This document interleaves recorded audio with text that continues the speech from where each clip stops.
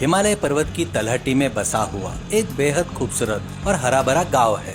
उस गांव में सोमनाथ नाम का एक वैज्ञानिक रहते थे। वे बहुत ही ज्ञानी और विनम्र व्यक्ति थे। गांव के सभी लोग उनका बहुत आदर और सम्मान करते। देश में दिन ब दिन बढ़ती जा रही ईंधन की किल्लत और पेट्रोल की आसमान छूती कीमतों को देखकर वे हमेशा काफी चिंतित और दुखी रहा करते। विदेशों में ईंधन मंगवाने की जरूरत ही न पड़े और हमारे अपने देश में मुफ्त में या फिर बड़ी ही कम लागत में ईंधन कैसे तैयार की जाए, इसी बात को लेकर वे रात दिन अपनी प्रयोगशाला में सोचा करते। कई साल के कठिन शोध और रिसर्च के बाद उन्होंने अपनी बुद्धिमत्ता से एक अनोखा और एक अद्भुत यंत्र आविष्कार किया। उस यंत्र के काम करने का तरीका बहुत ही अजीब और चमत्कारी था। उस यंत्र में लगे एक बड़े से कीप जैसे पाइप में शुद्ध गन्ने का रस डालकर नीचे मिट्टी के चूल्हे से तेज आंच लगाई जाती। उस आंच की गर्मी से गन्ने का रस अच्छी तरह उबलने लगता और भाप में तब्दील होकर लगे पाइपों के जरिए आगे बढ़ता। आखिरकार वह शुद्ध पेट्रोल का रूप लेकर दूसरी तरफ रखी एक बड़ी कांच की शीशी में बूंद बूंद करके गिरने लगता।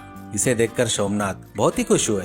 उनकी प्रयोगशाला में बेचू नाम का एक नौकर काम करता। वो बेहद ही धोखेबाज और लालची इंसान था। एक दिन सुबह सोमनाथ ने उस यंत्र में गन्ने का रस डाला, उसे सफलतापूर्वक पेट्रोल निकाला। बेचू ने यह सब अपनी आंखों से देख लिया। उसे देखकर उसकी आंखों में बड़ी सी लालच आ गई। बेचू मन में, ओहो वैज्ञानिक, अरे वाह, वैज्ञानिक जी ने कितने अद्भुत यंत्र और आविष्कार किया है। गन्ने का रस डालने से सीधा पेट्रोल निकल रहा है। अगर मैं किसी भी तरह इसे यहाँ से चुरा लूं तो मेरी जिंदगी ही बदल जाएगी, मैं करोड़पति बन जाऊंगा। उसी गांव में बलदेव नाम का बेहद स्वार्थी किसान रहता। बलदेव के पास गांव के छोर पर एक बड़े से एकड़ में गन्ने का हरा भरा खेत था।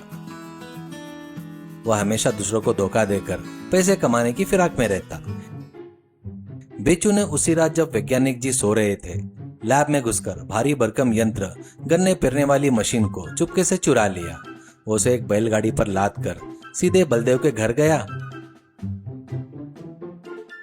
और उसे दिखाकर पूरी बात बताई। बलदेव जी, मैंने आपके लिए एक अद्भुत खजाना लेकर आया हूँ। ये हमारे सोमनाथ जी का बनाया हुआ यंत्र है। इसमें गन्ने का रस डालिए और मिनटों में पेट्रोल आ जाएगा।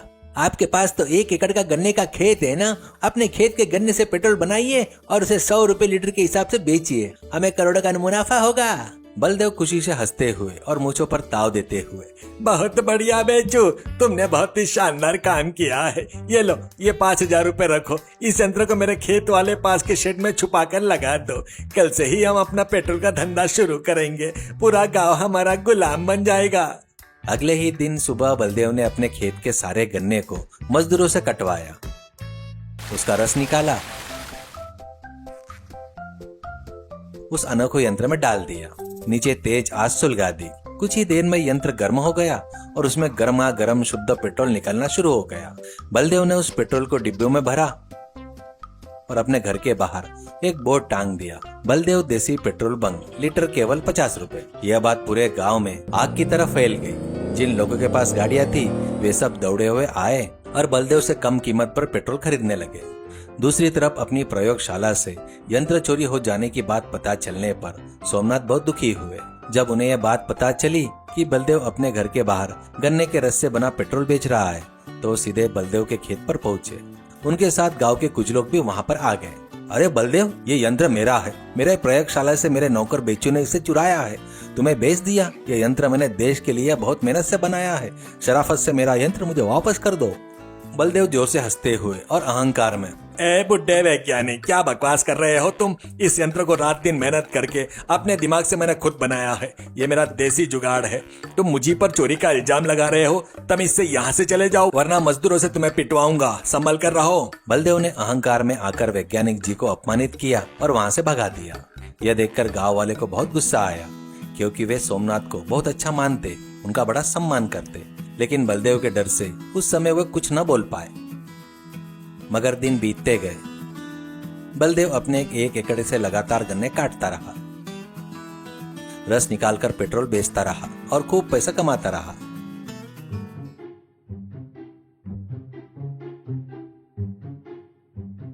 लेकिन ठीक 2 हफ्ते बीतने के बाद उसके खेत के सारे गन्ने खत्म हो गए।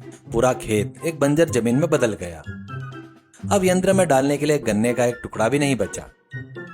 लेकिन बाहर ग्राहक भीड़ में डिब्बे लिए हाथ में कतार में खड़े थे। घबराकर बलदेव गांव के दूसरों किसानों के पास गया। उस गांव में राम सिंह नाम का एक बड़ा किसान रहता, जिसके खेत में गन्ने की फसल पूरी तरह तैयार थी। बलदेव राम सिंह के पास गया। राम सिंह भाई, मेरे खेत के गन्ने खत्म हो गए। तुम अपने खेत का सारा गन्ना मुझे बेच दो। मैं हमेशा की तरह तुम्हें 1000 रुपए प्रति टन दूंगा और अभी गाड़ियां भिजवाता हूँ। राम सिंह हंसते हुए दाढ़ी पर हाथ फेरते हुए, अरे बलदेव जी, 1000 रुपए टन वे दिन चले गए। अब अगर खेत के गन्ने चाहिए तो 10,000 रुपए प्रति टन देना होगा। 1 रुपया भी कम नहीं होगा। मर्जी हो तो खरीदो वरना यहाँ से चले जाओ।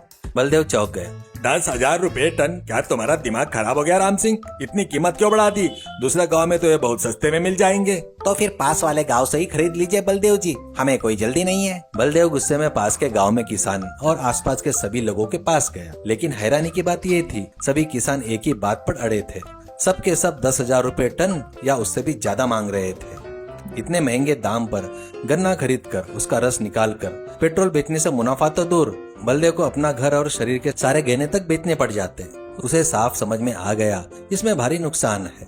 उसका धंधा पूरी तरह ठप हो गया।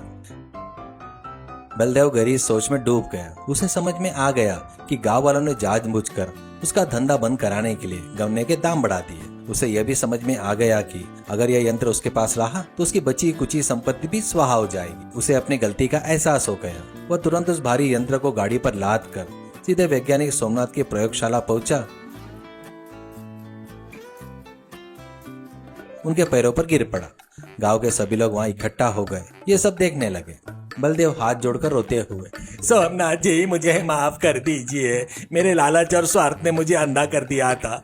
आपके धोखेबाज बेचू नौकर के बहकावे में आकर मैंने यह यंत्र चुराया है और आपका अपमान किया। यह रहा आपका यंत्र, इसे आप वापस ले लीजिए। मेरे खेत के गन्ने खत्म हो गए हैं। गाँव वाले मुझे गन्ना नहीं बेच रहे हैं। मुझे माफ करके यंत्र रख लीजिए। मुझे ये सिरदर्द नहीं चाहिए। ऐसा कहते हुए सोमनाथ के पैरों पर गिर पड़ा। सोमनाथ ने मुस्कुराते हुए बलदेव को उठाकर खड़ा किया। बलदेव, चलो अच्छा है कि तुम्हें अपनी गलती का एहसास हो गया, लेकिन मैं तुम्हें एक सच बात बताना चाहता हूँ। यह यंत्र अभी सिर्फ एक छोटे से प्रयोग के स्तर पर है। इसे हम बड़े पैमाने पर यानी बहुत ज्यादा मात्रा में ईंधन नहीं बना सकते। जब सरकार इसकी पूरी जांच करके अनुमति देगी तभी यह प्रयोग सफल माना जाएगा। तुम अकेले इसका धंधा करके करोड़पति बनने का जो सपना देख रहे थे ना, वो नामुमकिन है। हाँ वैज्ञानिक जी, जब तक मेरे खेत में गन्ना था सब ठीक था, लेकिन जैसे ही खत्म हुआ पड़ोसियों ने दाम बढ़ा दिए, मेरा दिमाग ठिकाने पे आ गया। तब सोमनाथ ने आसपास खड़े गाँव वालों की तरफ इशारा करते हुए बलदेव के व्यापार का एक मूल मंत्र समझाना शुरू किया। तुम भले ही बड़े जमींदार हो, लेकिन तुम्हें बाजार का एक बुनियादी नियम नहीं पता, जिसे डिमांड एंड सप्लाई कहते हैं, यानी जरूरत के हिसाब से सामान की उपलब्धता। क्या तुमने इसके बारे में कभी सुना है? नहीं वैज्ञानिक जी, मुझे तो इसके बारे में कुछ भी नहीं पता। जरा विस्तार से बताइए। सुना बलदेव, बाजार में जब किसी चीज की सप्लाई बहुत ज्यादा होती है और उसे खरीदने वाले की डिमांड कम होती है तो उस चीज की कीमत बहुत घट जाती है। इसलिए शुरू में जब तुम्हारे खेत में गन्ना था तो तुम्हारी लागत कम थी और तुम्हें मुनाफा हुआ। लेकिन अब सबने दाम क्यों बढ़ा दिया बाबूजी? वही तो असली नियम है। जैसे ही तुम्हारे खेत के गन्ने खत्म हुए, बाजार में गन्ने की सप्लाई पूरी तरह कम हो गई। लेकिन तुम्हारे पेट्रोल का धंधा चलाने के लिए गन्ने का डिमांड बहुत ज्यादा बढ़ गई ना। बाजार के नियम के अनुसार जब सप्लाई कम हो और डिमांड ज्यादा हो तो उस चीज की कीमत आसमान छूने लगती है। यहाँ गन्ने की सप्लाई कम थी और तुम्हें उसकी ज्यादा जरूरत थी, इसलिए दाम बढ़ गए। बलदेव बहुत हैरानी से उनकी बात सुन रहा था।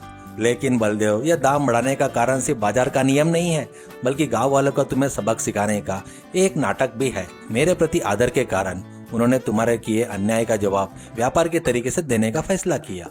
वे सब एक हो गए, गन्ने की सप्लाई रोक दी और दाम 10 गुना बढ़ा दिए। वे जानते थे कि तुम कितने लालची हो, इसलिए उन्होंने डिमांड एंड सप्लाई के नियम का इस्तेमाल करके तुम्हें सही सबक सिखाया। ये बात सुनते ही वहाँ खड़े राम सिंह और बाकी किसान जोर जोर से हंसने लगे। बलदेव शर्मिंदगी से पानी पानी हो गया। उसने अपना सिर झुका लिया। वैज्ञानिक जी, किसान भाइयों, आप सबने मेरी आंखें खोल दी। अब से मैं कभी दूसरों की संपत्ति पर लालच नहीं करूंगा और ना ही स्वार्थ की जिंदगी जीऊंगा। मैं अपने खेतों को फिर से हरा भरा करूंगा और ईमानदारी से जीऊंगा। सोमनाथ ने उस यंत्र को वापस ले लिया और उसे सरकारी अनुमति के लिए भेज दिया। बेचू नाम के चोर नौकर को पुलिस ने पकड़कर जेल में डाल दिया। गांव के सभी लोग एकजुट होकर रहने लगे और सोमनाथ की बुद्धिमानी का सम्मान करते हुए खुशी खुशी जीवन बिताने लगे। बलदेव को डिमांड एंड सप्लाई के साथ साथ जिंदगी का एक बड़ा सबक मिल चुका था, शिक्षा। लालच और स्वार्थ में आकर दूसरों की मेहनत और संपत्ति को चुराने वाले को अंततः नुकसान उठाना ही पड़ता है। समाज में यदि लोग एकजुट रहे तो किसी भी स्वार्थी इंसान को सही तरीके से सबक सिखाया जा सकता है।